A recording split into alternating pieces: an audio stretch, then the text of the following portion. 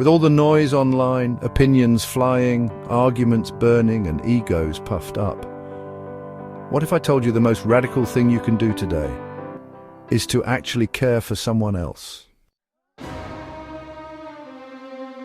This isn't a suggestion. When Jesus spoke these words, he wasn't offering a gentle recommendation or a passing thought.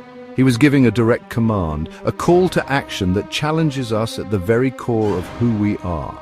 This is a mandate that asks us to step beyond our comfort zones and embrace a way of living that is radically different from what the world often teaches. It's not just a nice idea. It's not something to consider only when it's convenient or when we're in a good mood.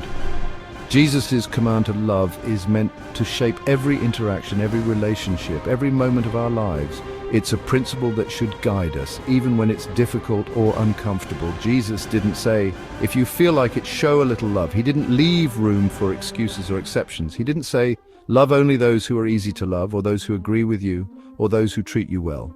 His command is for us to love, even when it's hard, even when it costs us something. He said, love one another as I have loved you. This is a love that goes beyond words, beyond feelings. It's a love that is shown through action, through sacrifice, through genuine care and compassion. It's a love that reaches out to the lonely, the hurting, and the forgotten. And how did he love us? He fed the hungry, he washed dirty feet. He served those who others ignored. He welcomed the outcasts and the sinners, showing them kindness and respect. He met people where they were, offering hope and healing. He forgave the ones who betrayed him. Even in the face of rejection and pain, he chose mercy over resentment. He showed us that true love means letting go of bitterness and extending forgiveness, even when it's undeserved. He gave everything, even his life. This is the standard. The love Jesus calls us to is selfless, sacrificial, and unconditional. It's a love that changes lives, transforms communities, and reflects the very heart of God.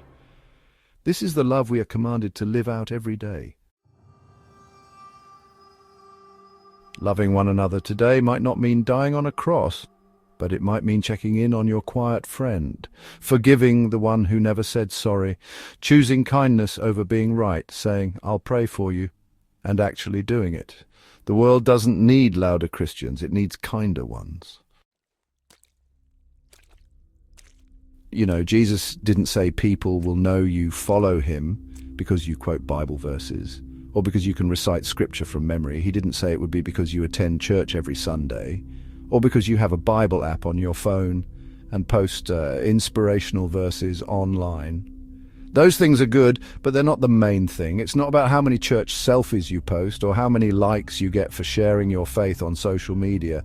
Jesus said people will know you are his followers by the way you love, not just in the big, obvious moments, but in the small, everyday ways you show kindness and compassion. It's in the way you treat the waitress who's having a tough day, or the barista who gets your order wrong. It's in the patience you show, the gratitude you express, and the respect you give to people who might never be able to repay you. It's in the way you talk about others when they're not around. Do your words build people up or tear them down? Do you choose to see the best in others, or do you join in when gossip starts? Love is shown in the conversations we have when no one else is listening, and it's in the way you slow down and truly see someone, whether it's a stranger who needs help, a friend who's hurting, or simply someone who needs to know they matter. That's how people will know you belong to Jesus, by your love, lived out in real, everyday moments.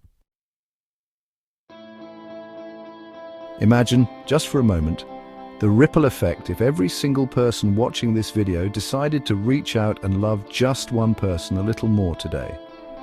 Picture the impact if you chose to be the reason someone smiles, feels seen, or knows they matter. It doesn't have to be grand or complicated.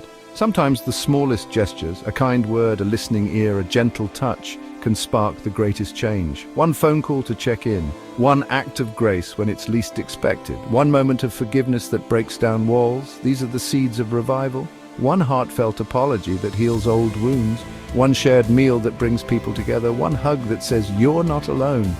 Each of these moments matters more than you know. Revival doesn't always start in stadiums or on big stages. It begins in the quiet, everyday acts of kindness, on sidewalks, in kitchens, at work, and in our neighborhoods. It's in the way we treat strangers, the patience we show, and the laughter we share. So I want to hear from you.